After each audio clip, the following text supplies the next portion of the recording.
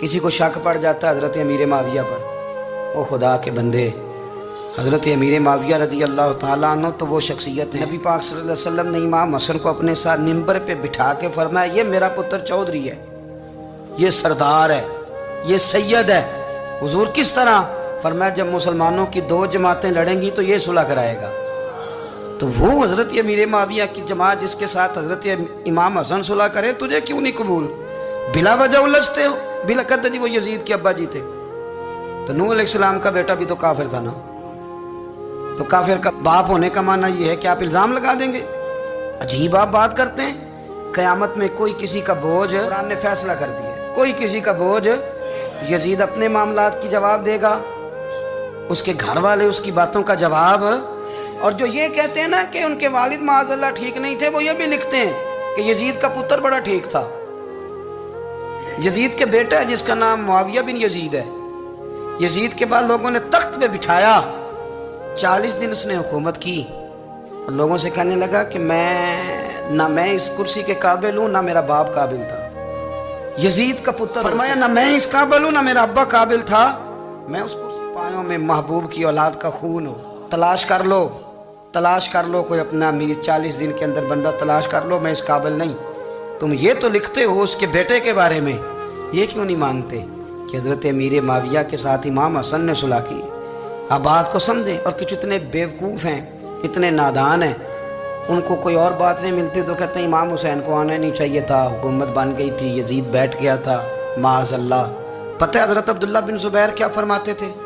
فرماتے تھے ہم تو یزید کے خلاف اس وقت نکلے کہ ہمیں یقین ہو، یہ اس بندے کی بات بتا رہا ہوں جسے گٹی میرے نبی پاک نے لواب دہن سے عطا فرمائی، لواب دہن سے گٹی دی رسول کریم حضرت ابوبکر صدیق کے سے بن عوام جو حضور کی پھپھی کے بیٹے ہیں، ان کے بیٹے حضرت عبداللہ بن زبیر کہتے ہیں ہم تو یزید کے خلاف اس وقت نکلے کہ ہمیں ڈر تھا اگر اب بھی نہ نکلے تو آسمان سے پتھر برسیں گے، کہیں ہمیں سزا نہ ملی، اتنا بڑا مجرم اور تم کہتے ہو امام حسین کو نکلنا نہیں چاہیے۔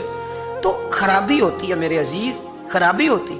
آپ کو پتہ ہے میں ان مسائل پر کم بات کرتا ہوں لیکن ضروری بڑا سمجھتا ہوں، میں سمجھتا ہوں یہ ضروری چیزیں۔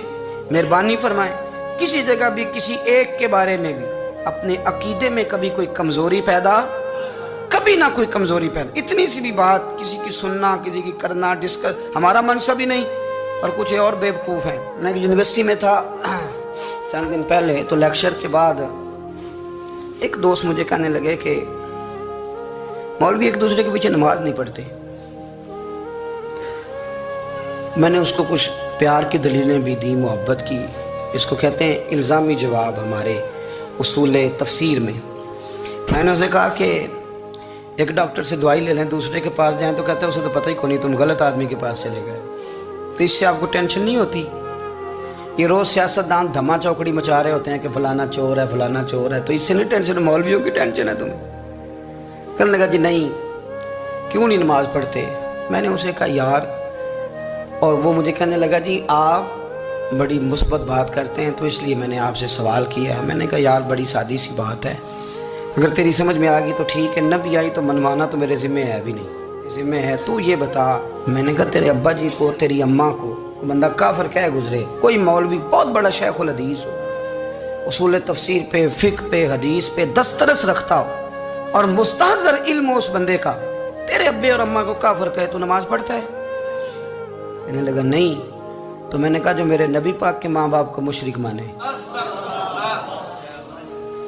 اور میں نے کہا اگر تم نے دلیل چاہیے ہوگی تو بندے میں تمہیں دوں گا اور بائی نیم دوں گا، اور میں ان کی تحریریں تمہیں دوں گا جو مر گئے یہ لکھتے ہوئے کہ چونکہ وہ پہلے چلے گئے تھے، انہوں نے کلمہ نہیں پڑھا، لہذا معاذ اللہ صبح معاذ اللہ دوزخ میں جائیں گے۔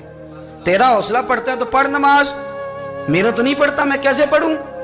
اور اس قدر کمزور نظریے ایک آدمی کہ اپنے قلم سے لکھتا ہے، اپنے قلم سے اپنی کتاب میں لکھتا ہے کہ جس مچھلی کے پیٹ میں حضرت یونس نے کچھ دن گزارے وہ مچھلی جنت میں جائے گی۔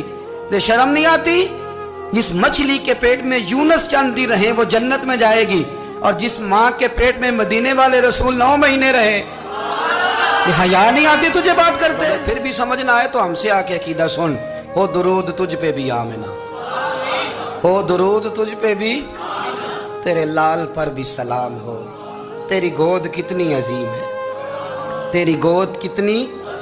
یار آپ مجھے دلیل دینا. میں آپ ہماری ساڑی تے باٹی کونی تے سانجی کے جنال ہونی ہے. ہمارا کسی سے ذاتی رٹا ہی کوئی نہیں. آپ بات کو سمجھیں. لیکن تجھے کوئی اور چیز لکھنے کو ملی کوئی نہیں. تو نے قلم اٹھایا اور تو تکلیف دیتا ہے نبی پاک کو. تو وصیت والدین کو معاذ اللہ یہ لفظ کہہ کے گزر جاتا ہے. اور ان کے نام دیکھو. آمنہ نام کیا ہے؟ آمنہ. آمنہ نام کافروں جیسا ہے. اور والد کا نام کیا ہے؟ سبحان اللہ. عبداللہ کا معنی ایک کافروں جیسا نام ہے. مت ماری ہے. اور کتابیں لکھی جا رہی ہیں اور سیرت لکھی جا رہی ہے اور دلیلیں دی جا رہی ہیں.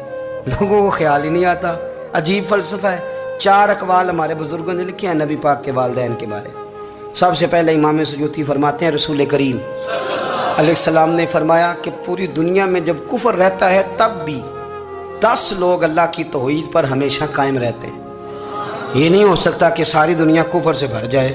فرماتے ہیں میرے محبوب کے والدین بھی ان 10 لوگوں میں شامل ہیں. حضور کے والدین بھی ان. اور دوسرا قول آپ فرماتے ہیں نبی پاک کے والدین زمانہ فطرت پہ تھے. زمانہ فطرت وہ زمانہ ہوتا ہے جس کے اندر نبی نہیں ہوتا. تو لوگ جس دین کو بہتر سمجھتے ہیں اللہ کی توحید کے ساتھ اس پر عمل کرتے ہیں تو ان پر کوئی مواخذہ. اور تیسری بات یہ کہ نبی پاک کے والدین حضرت ابراہیم کی ملت پر تھے. حضرت ابراہیم کے دین پر تھے. اور حضرت ابراہیم کا وہ دین ہے جس کو قرآن کہتا ہے کہ وہی دین ابراہیمی دین محمدی ہے صلی اللہ علیہ وسلم. وہی دین محمدی ہے. اور چوتھی بات جس کو علامہ ذہبی نے لکھا, علامہ خفاجی نے لکھا, قاضی اجاز نے لکھا, محدثین نے لکھا, حدیث کی راوی سیدہ عائشہ صدیقہ رضی اللہ تعالیٰ عنہ کہتی ہیں رات کو میں اٹھی تو میں نے نبی پاک صلی اللہ علیہ وسلم کو روتے ہوئے دیکھا. یا رسول اللہ کیا ہوا؟ فرمایا میں نے رب کریم کی بارگاہ میں عرض کی تھی یا اللہ میرے ماں باپ کو زندہ کر دے تاکہ وہ میرا کلمہ پڑھ لیں. ہیں تو پہلے بھی دین فطرت پر انہیں کنتم خیر امت ان کا اعزاز بھی نصیب ہو جائے. تو حضور فرمانے لگے اللہ نے انہیں زندہ کیا ہے, وہ میرا کلمہ پڑھ کے دوبارہ قبروں میں گئے ہیں. تو امام سیوطی فرماتے ہیں کہ وہ نبی پاک علیہ السلام کی امت کا اعزاز بھی اللہ نے انہیں عطا کر دیا ہے.